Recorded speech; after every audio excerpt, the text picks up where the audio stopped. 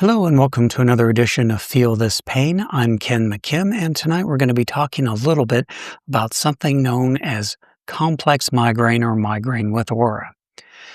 Now, 30% of migraine sufferers who report having had migraines experience migraine with aura.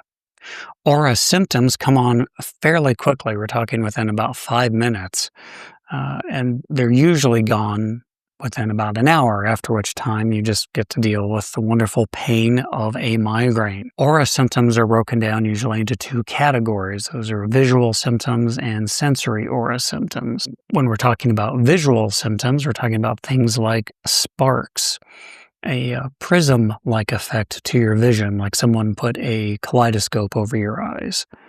Zigzag lines are not unheard of as well. Visual aura is among the most common kind of typical aura symptoms. We're talking about 90% or so report having visual aura as opposed to sensory aura. So when we're talking about sensory aura, we're talking about symptoms like a tingling that involves some or all of the face or one side of the body, maybe sometimes, the hands and even the feet.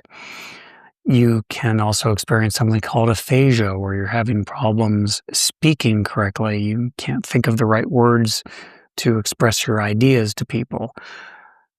It's scary, and it can so effectively mimic a stroke that it can be hard to tell the difference between complex migraine and stroke with just a cursory examination, even by trained physicians. Again, common symptoms for migraine are pain being either localized in just one part of your head or maybe both sides of your head.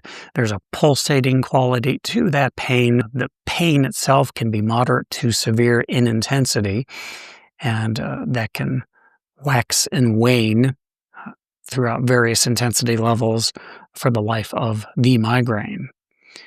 Migraine headaches are usually worsened by any kind of normal physical activity.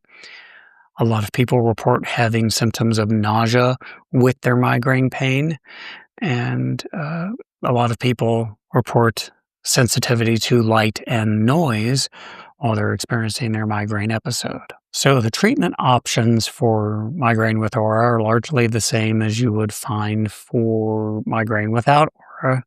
There's another class of medications called triptans, which are sometimes used to treat migraines with aura. So what are triptans? Well, triptans essentially increase the serotonin levels in your brain, reducing inflammation and constricting blood vessels. And this does have a beneficial effect for many migraine sufferers. Some name brands of these triptans that you may have heard of are Relpax and Imitrex. So this part is pretty interesting. There's a device called Cefaly that the FDA has approved for treatment of migraines. It's preventative rather than reactive.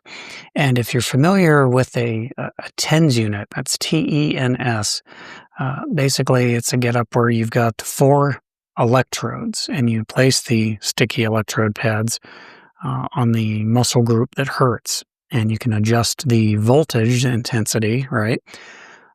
And it helps relieve pain for a lot of people. So they've applied this technique to treating migraine. You can use it every day, but not more than one time a day. And again, this is to prevent them from happening in the first place. So you just kind of wear it as a headband, you put the electrode, right around here, and you just wear it for 20 minutes and it turns off automatically. So for people who can't tolerate medications because of the side effects, this could be a real breakthrough for them. So if you know someone who suffers from complex migraine with aura, or migraine without aura, or hemiplegic migraine, or, any chronic illness for that matter, what should you do? Well, try learning a little bit about whatever their condition is. To that end, I put some reference links in the description box down below for you to use and, study up. But again, above all, the important thing is to always show compassion, empathy and compassion. It's very important. We're human beings. We need to treat each other well. And that's it for this edition. Thank you so much for joining me. As always, if you have questions, go ahead and send them to me, Ken at don'tpunishpain.com. That's it. I'll let you go for now, but I will see you again. And until next time, I'm Ken McKim. You take care.